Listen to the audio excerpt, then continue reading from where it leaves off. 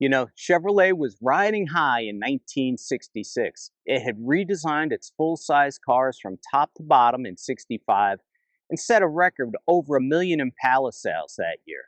In 66, it was a year of refinement, but it just got a little bit better somehow, and we've got a really unusual example of one for you today.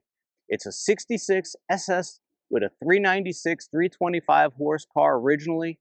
It's a 4-speed, which is very cool. It has a lot of unusual options, but it has one option that virtually no one has ever seen, which is shoulder harnesses. You can see them dangling from the roof. They're buckled up together right now. Only 357 cars were so equipped that year. But what's really crazy, it's got shoulder harnesses, but it didn't get power steering. Who buys a full-size Impala with a big block and a stick and no power steering, yet orders up a whole bunch of other options? We're going to tell you about who did it then and who owns the car now. Don't forget though, hit that subscribe button if you haven't already. We've got cars like this on the channel, over 200 videos. You're going to want to see them all.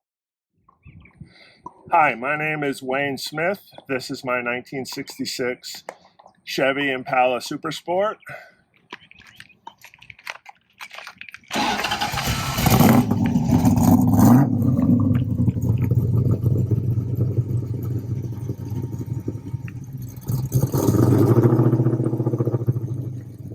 You know, who doesn't have a full-size Chevy / Impala story in their past?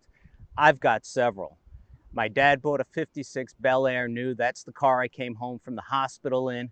He traded that for a 59 Impala. Then my brother had a 63 Impala convertible, which I absolutely loved. You know, then my friend Chris, when I got older, he had a blue Super Sport 66. Even vacations to Florida meant getting an air-conditioned Impala to ride around in. Back home, we only had a Ford with no AC, but in Florida, that meant air-conditioned rental cars. I was mesmerized as a 6-year-old looking at that button, and when he hit the switch and all that cold air came out of the vents, you know, I was kind of hooked on big cars ever since. Wayne Smith owns this car today, and as we said, it was a really interesting order. 396, 325 horse engine, M24 speed. It had the factory tack, gauges, but who orders out of 1.5 million full-size Chevys that year? Who ordered this car without power steering? This is 4,200 pounds with a big block over the nose. It almost seems like it was an accident that it didn't get power steering. But we dig it for what it does have. We love the regal red. We love the red interior.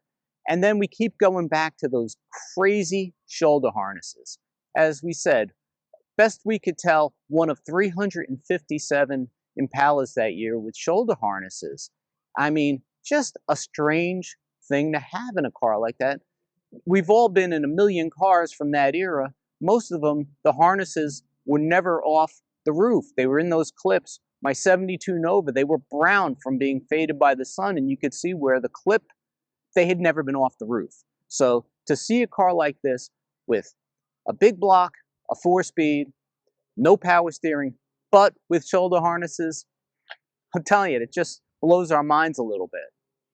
In 1965, Chevrolet redesigned this car literally from the bottom up.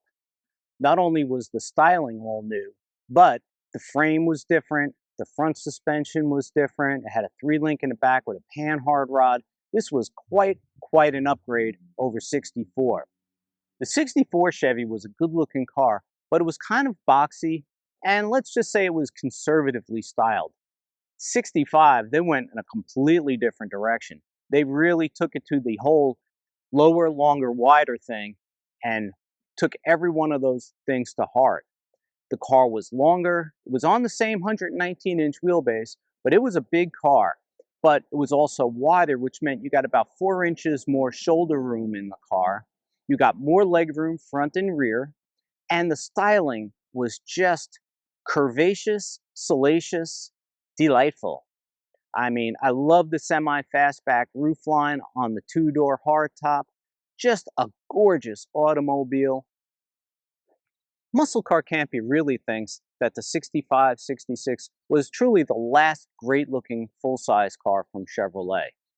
The 67, 68 cars took the basic design, made it a little bit wilder. Maybe they went a little overboard in that direction, I don't know.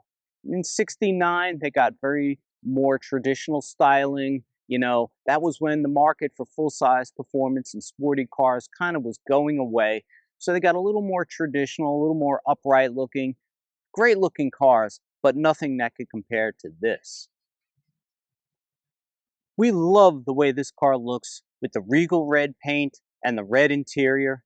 As the name implies, it's a color fit for a king. This was a truly perfect design. If you're going to paint a car this big and paint it red and put a red interior in it, it's got to be a flawless design, and frankly, we'd say this car meets that criteria.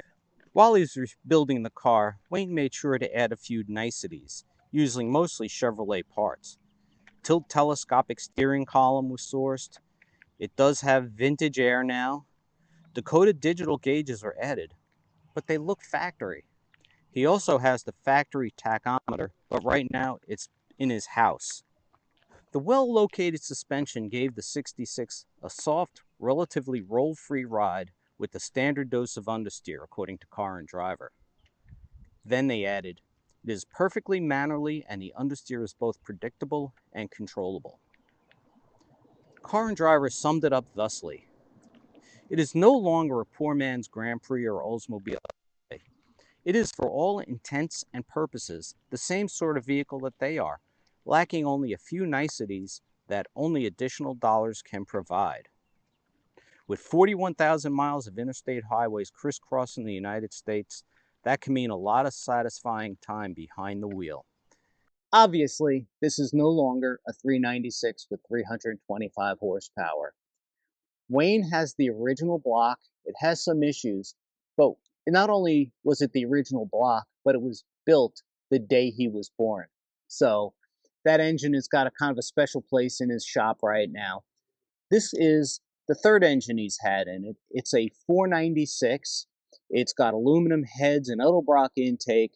It's got long tube headers. It's got a Concept 1 pulley system that really made everything so much easier and tighter under here.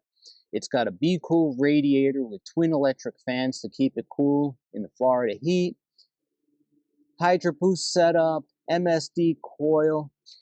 Everything under here is nice and neat the way Wayne likes it. He's got a Holley Sniper fuel injection system on it. No more carburetors to worry about. He's very pleased with that setup. Just a really, really strong car. It dynoed at over 600 horsepower, so it's got good freeway merging power. No problem in that department. Look at the size of this trunk, sports fans. Even with the 15-inch spare in there, Wayne carries a 15-inch spare so it'll fit over the disc brakes. But you could take a family of 10 on vacation in this car. There's just so much room. There's more room in here, I'd say, than there is in the average SUV today.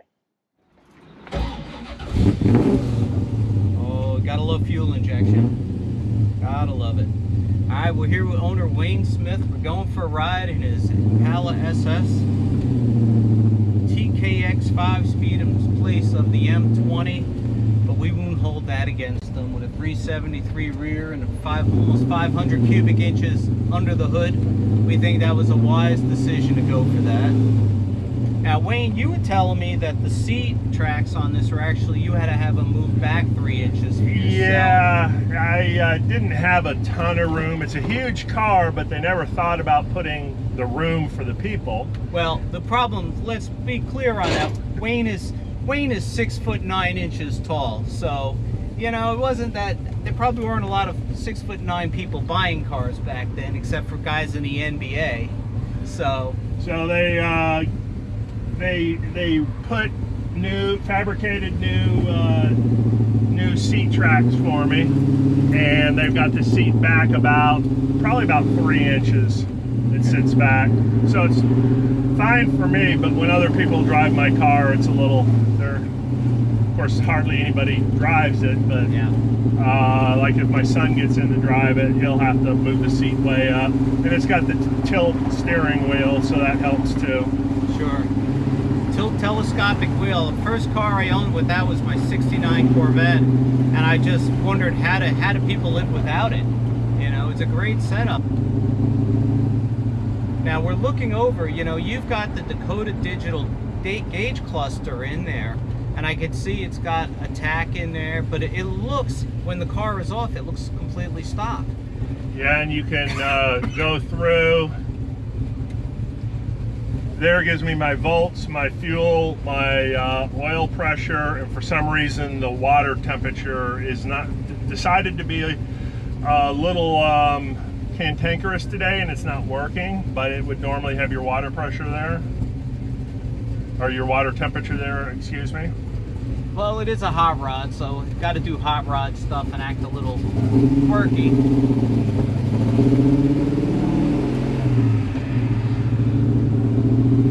But I gotta say, it just feels so unusual having a shoulder harness on in a car this old. Yeah, of course I've not had a car really without one, so to me it feels fine. My 57 doesn't have it, but I've not had it at the house for very long, so. And you've got a C5 Corvette with a Pro Charger that makes well over 600 horsepower. 765. 765.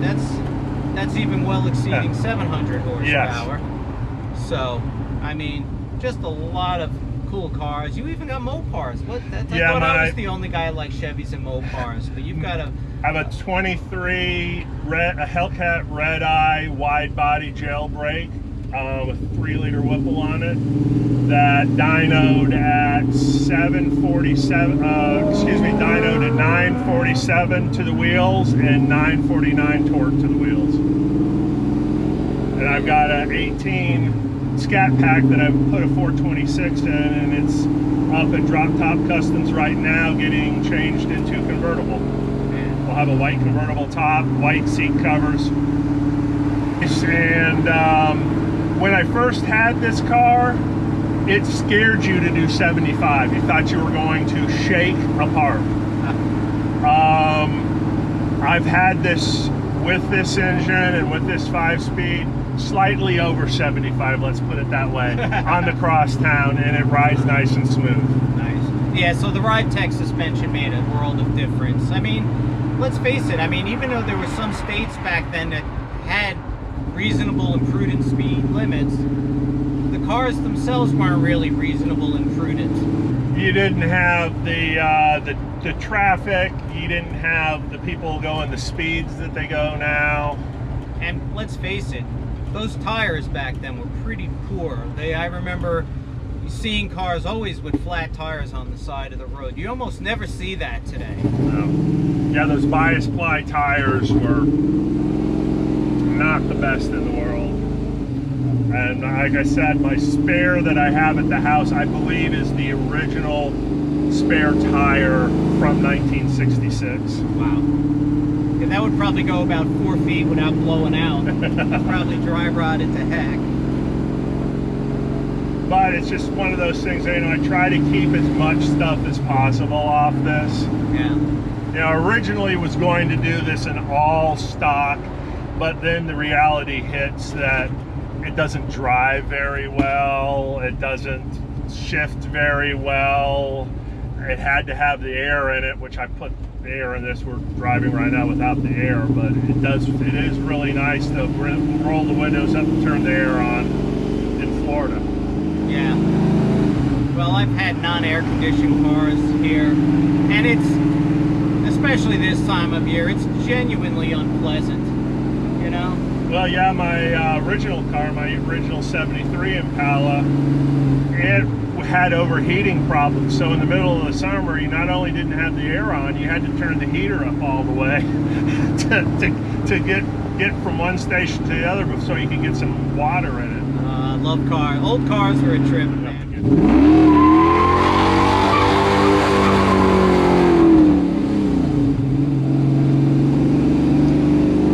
It wouldn't do that in 66. No,